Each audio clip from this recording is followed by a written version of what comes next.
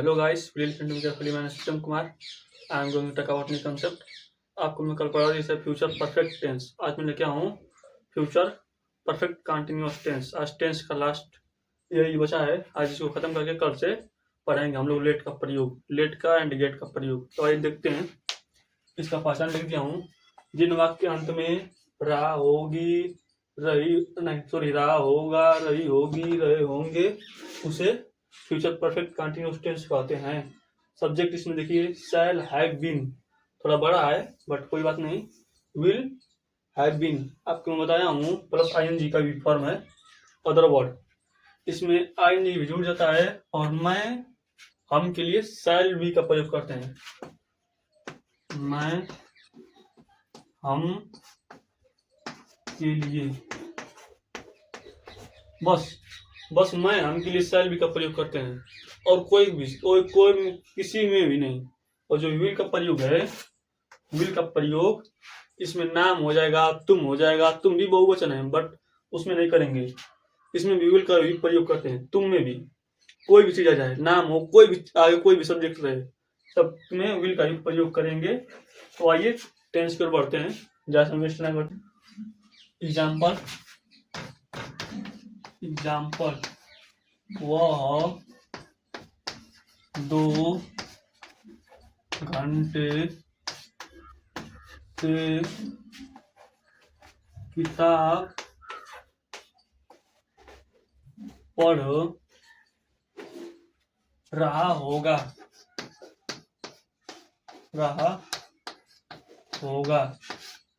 इसमें since for का भी यूज करते हैं। सिंस फॉर का तो ये देखते हैं। ही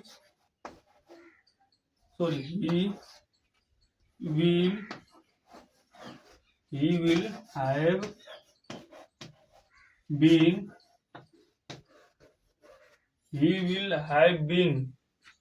रीडिंग, रीड का रीडिंग हो जाएगा READ plus ING, reading the book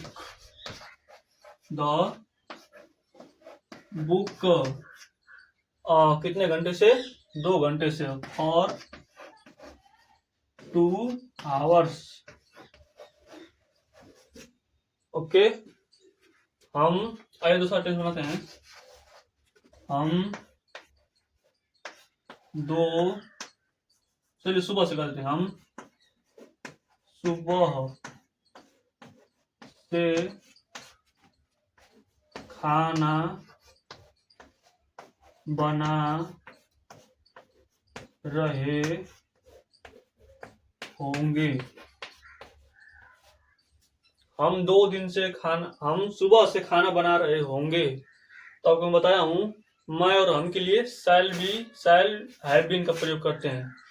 तो वी शैल लग जाएगा।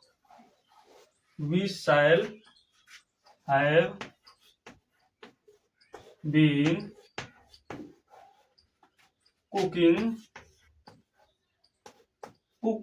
इसमें आएंगे जोड़ देंगे cooking the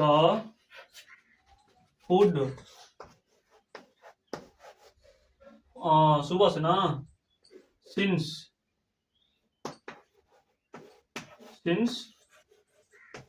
morning MORNING morning. हम सुबह से खाना बना रहे होंगे। We shall have been cooking the food.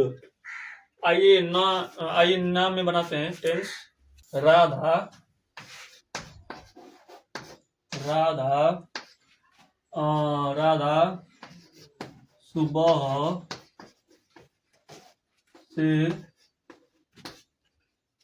सुबह से पढ़ रही होगी। राधा सुबह से पढ़ रही होगी। इसमें देखिए नाम में भी विल का प्रयोग करते हैं। राधा विल हैव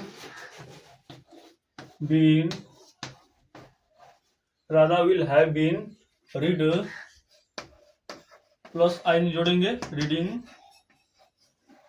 पढ़ रही होगी। अब क्या पढ़ रही है इसको तो नहीं बताया गया है, किताब पढ़ रही है, क्या पढ़ रही है इसको तो नहीं बताया गया है। पढ़ रही होगी तो बस रीडिंग हो जाएगा। सिंस मॉर्निंग,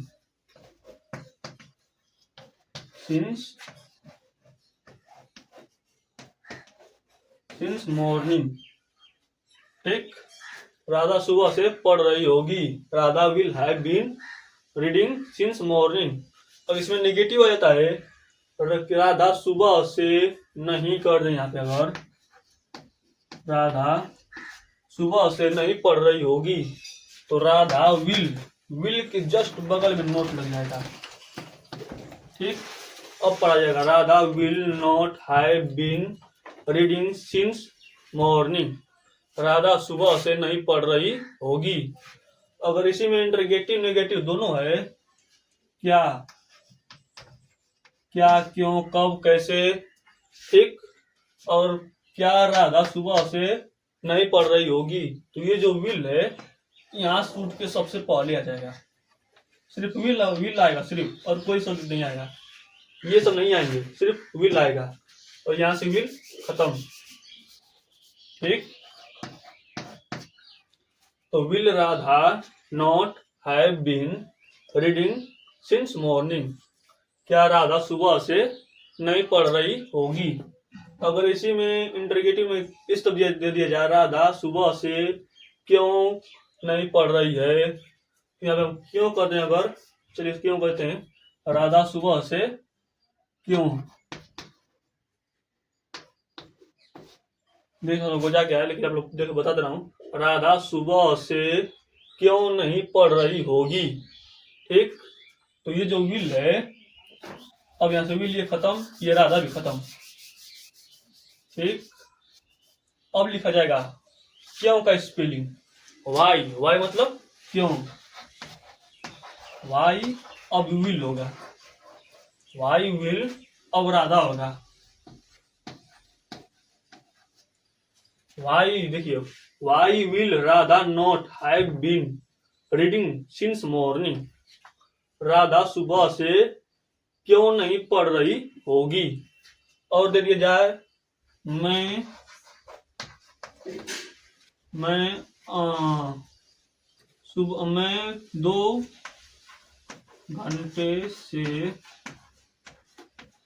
2 घंटे से काम कर रहा हूँगा, मैं 2 घंटे से काम कर रहा हूँगा। अब मैं बताया हूँ कि आई और वी के साथ शैल का प्रयोग होता है, तो आई शैल हैव बीन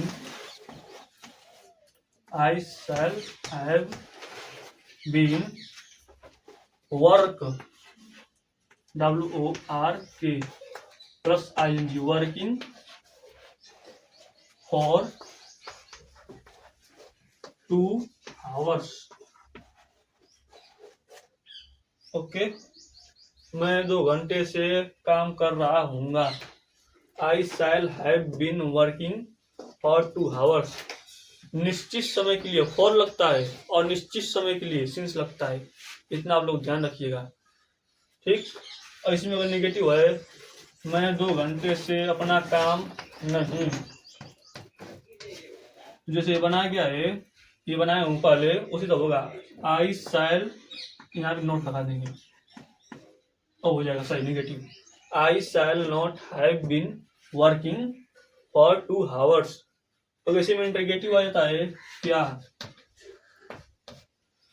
क्या मैं 2 घंटे से अपना काम नहीं कर रहा हूँगा, ये जो शैल है यहाँ से खत्म होके सबसे पहले आ जाएगा, शैल आई नॉट हो जाएगा, shall I not have been working for 2 hours, क्या मैं 2 घंटे से अपना काम नहीं कर रहा हूँगा।